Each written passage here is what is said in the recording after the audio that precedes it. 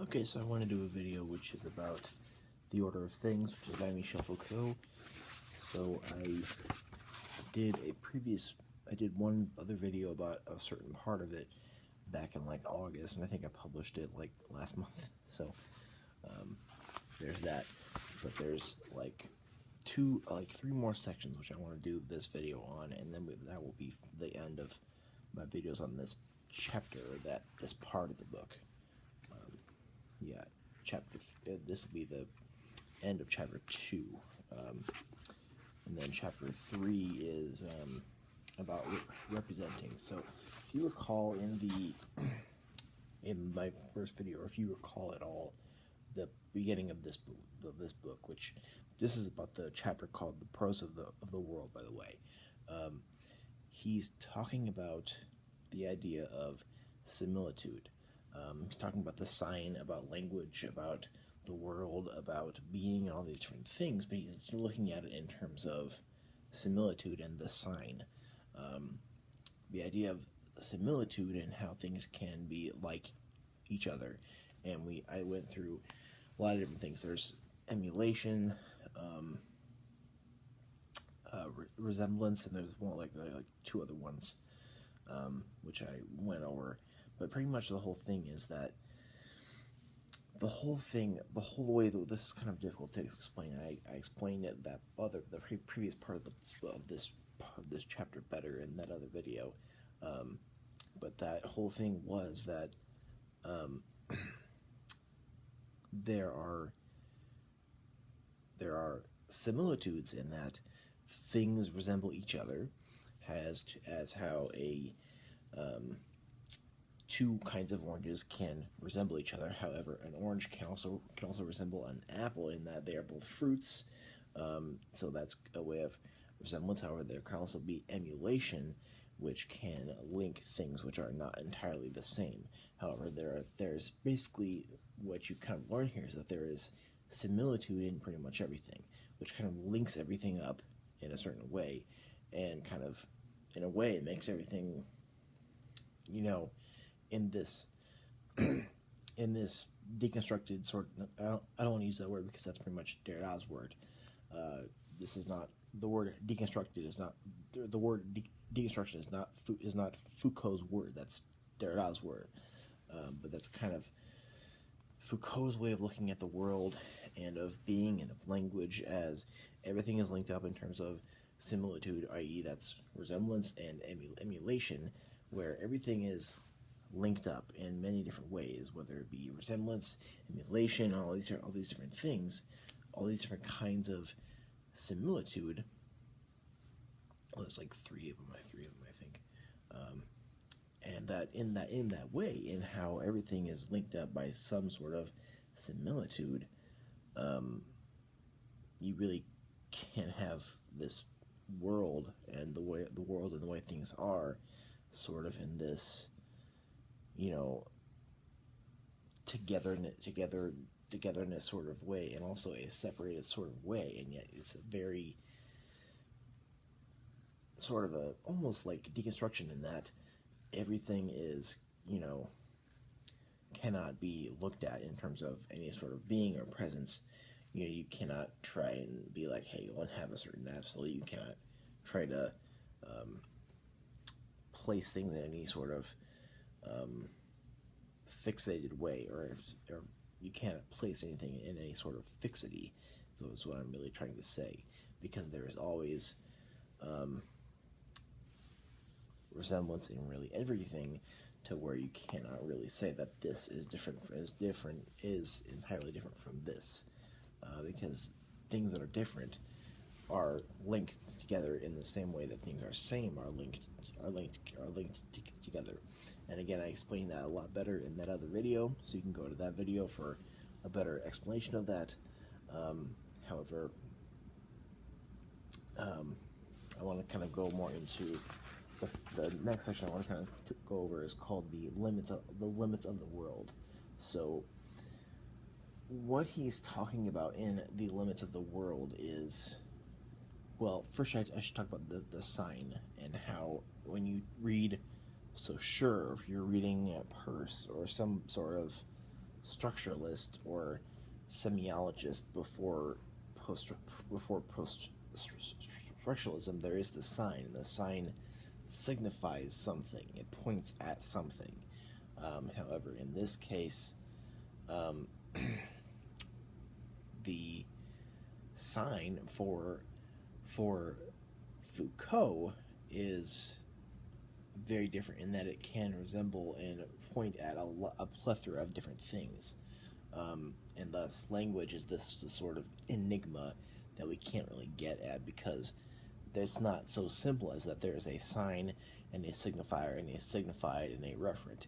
It's not as simple as that. It's just that a sign can point at any plethora of things because of the idea of similitude and resemblance and emulation and all these different kinds of similitude. So that's kind of, he's talking about being in the world and language, and how, via the idea of similitude, you can kind of break things down into sort of this play of different concepts, and how they can never really have any fixity. So in a way, this is very similar to Derrida. However, Foucault is different because his writing style is very, very different. Like, his writing style, the way he writes all this stuff is very different, and the way he does it is by, and Derrida does kind of deconstruct things by showing how things are the same, but Foucault sort of breaks down any presence or being by showing how things are the same solely. So it's kind of very interesting to read this. So, what is going on in the limits of the world? So, he says, nature, like the interplay of signs and resemblances, is closed in upon itself in conformity with a duplicated form of the cosmos. So, he's saying that there is a general configuration of nature. There is a way that nature is, and there's the episteme, or the episteme. I'm not sure how you pronounce that in French, but that's knowledge. How can we have knowledge of such of nature, or of the general configuration of nature? And he kind of goes into some detail of that via divination and erudition, and how there's a general hermeneutic having to do with knowledge, as to how you can gain some sort of divine, or some sort of divine or knowledge through again divination and erudition. So everything is also again related in all these different ways, and he thinks about things in terms of the microcosm and the macrocosm. The microcosm and the macrocosm are terms that are much more used in the 17th century and 18th century and 19th century eras. Well, more 17th and 18th century. If you think about Spinoza used those terms more, and what that kind of means. A microcosm is things looked at in a very minimal level, or a very infinitesimal level, where the macrocosm is more things broadened, looking at things in more of a broad way. Now, that's a very butchered way of explaining what those two things are, but that's going to work for what I'm doing right here. So there's a general configuration of nature, and there's a episteme. There is a knowledge of which can be gained among all of this. You have to accept magic and erudition on the same level. So magic or divination is in a way that is kind of like, he says this too, in an episteme in which signs and similitudes were wrapped around one another in an endless spiral. It was essential that the relation of microcosm to macrocosm should be conceived as both the guarantee of that knowledge and the limit of its expansion. So, the idea of divination or magic, it's not a rival form of knowledge. It is part of the main body of knowledge itself. Moreover, the signs must be interpreted to indicate what is hidden only insofar as they resemble it. and it is not possible to act upon those marks with at the same time operating upon that which is secretly indicated by them. This is why the plants that represent the head or the eyes or the heart or the liver will possess an efficacy in regard to that organ. That is why the animals themselves will react to the marks that designate them. So we have these. I'm not going to really go into too much detail about these two different kinds of how we can gain knowledge, but the whole main point about the ways that we can gain knowledge is of a hermeneutic. And what a hermeneutic is sort of a interpretation. There's a interpretation as to how things can be, I guess, as to a mild way into how we can have some sort of knowledge here, and the knowledge that we can have is not entirely revealing, I guess. Erudition. So, for in the treasure handed down to us by antiquity, the value of language lay in the fact that it was the sign of things. There is no difference between the visible marks that God has stamped upon the surface of the earth, so that we know its inner secrets and the legible words that these scriptures or the sages of antiquity have set down in the books preserved for us by tradition. So erudition is sort of a difficult thing to pin down, I guess. There is divinatio and there is eruditio, and I guess if you are an expert on Foucault or something, you can give me a better idea of what erudition is, and I kind of have an idea, but I don't want to explain it because I feel like I'm going to be wrong. But then this is Foucault, so it's kind of, I guess the way that you talk about it is you sort of have some leeway because there's not, there are interpreters and thinkers about Foucault as to what he's saying on these things. So, in other words, divinatio and eruditio are both part of the same hermeneutics. This develops following similar forms on two different levels. One moves from the mute sign to the thing itself. The other moves from the unmoving graphism to clear speech. So, erudition has to do with language, of course. However, he says that divination goes from a sign which doesn't really have anything to the thing itself. And if you're not familiar with the thing itself is, where we can, if you're talking with Kant, a phenomenon is sort of what you see, but you don't really have the whole picture. You don't have the thing in itself. A noumena, however, which Kant says that we cannot get at, is the thing itself, is the very thing. Or if we're seeing the noumena, we are seeing things as it objectively is. So divination is a sort of hermeneutic of knowledge which we can get from the mute sign to actually having a thing in itself, where erudition is quite different. So there's no difference between the marks and words in the sense that there is between observation and accepted authority, or between verifiable fact and tradition. The process is everywhere the same, that of the sign and its likeness, and this is why nature and the word can intertwine with one another to infinity, forming for those who can read one vast single text. Now this is just really complicated, but if you read Derrida, you can kind of get this around. I personally would prefer, if you want to try something that is post-structuralist, go to Derrida first, and then go to Foucault. That's just me. And now this next section is the writing of things, which this brings up the idea of a real language, and where we have the idea of a language and how language partakes in a worldwide dissemination of some similitudes and signatures, and it must be studied itself as a thing in nature. So language is this thing that is in nature, that is itself it's a enigma, It's something that we cannot get the whole picture of ever.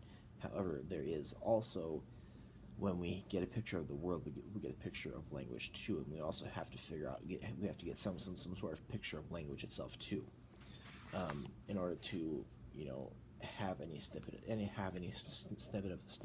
of the world itself. And language is not what it is because it has a meaning.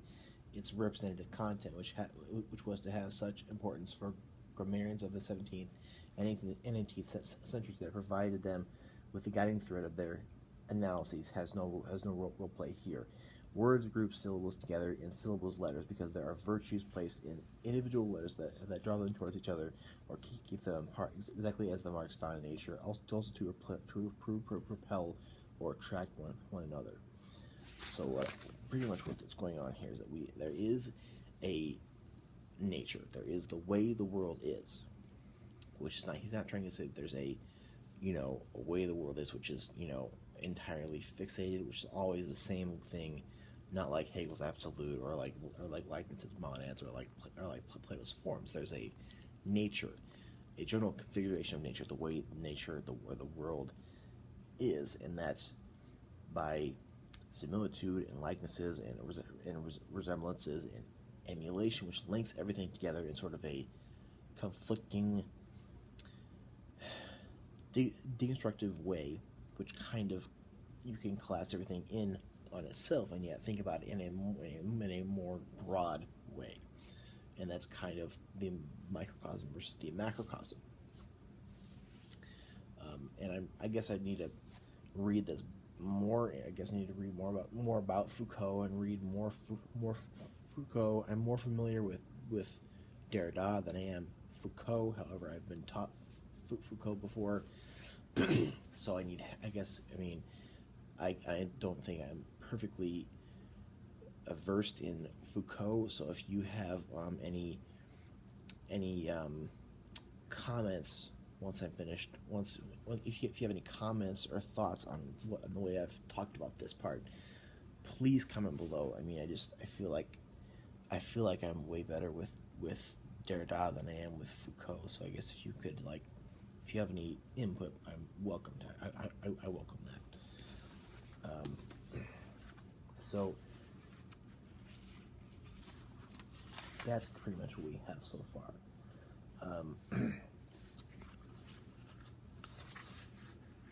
And the way he writes, he is also a historian.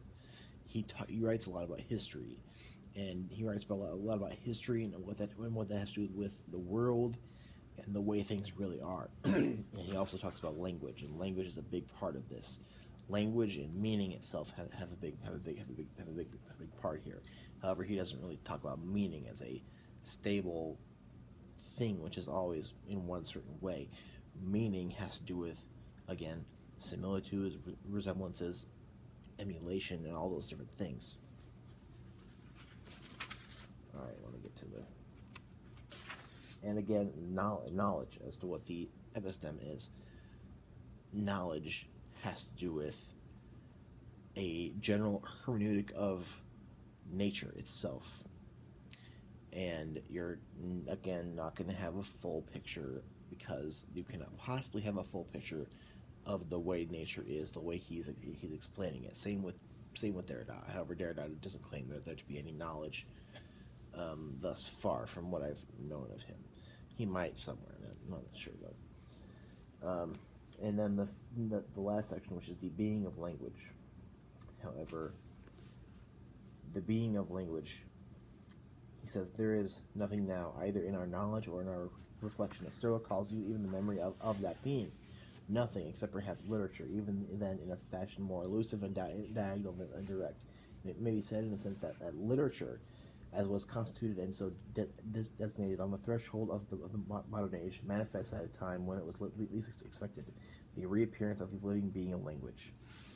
However, there really isn't one. Language, again, is an enigma that is really difficult to encapsulate or to figure out, because there's no structuralist idea of the sign that is just, straightforward like that. sign can one sign can point at a plethora of things. So it's just kind of, there's not really a being of language which is definite. So that's kind of what I'm reading from this. So I'm going to have to be reading chapter 3 and 4, and I'll probably do a video about each one. So again, if you have any input, please comment below. Thank you.